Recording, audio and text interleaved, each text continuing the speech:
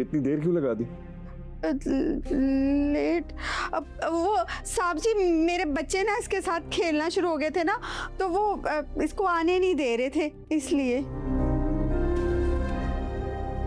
Mood को क्या हुआ है? इतना उतरा क्यों हुआ है इसका चेहरा? चेहरा उतरा? वो साहब जी के जिद कर रही थी कि घर नहीं चलेगी, तो इस वजह से इसके रो रही थी ना साहब जी ये। अच्छा ठीक है, इसके सोने का टाइम है, इसको ले जाओ ऊपर।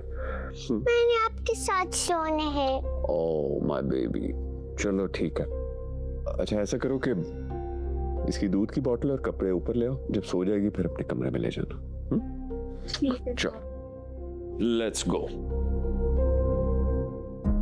हाँ, इसके कपड़े भी ले आओ, इसके दूध की बोतल भी ले आओ। इसके ना एक दिन सारे कपड़े ना मैं तीनों को अपनी को दूंगी। हाँ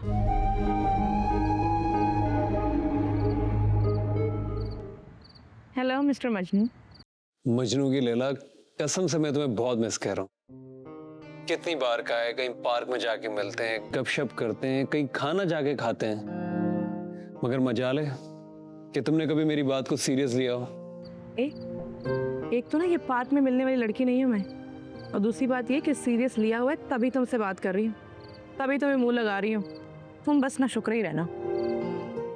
अरे तुम मिल लो ना, कितना मिस कर रहा हूँ मैं तुम्हें। इस नाशुक्री को भी शुक्रगुजारी का मौका दे दो।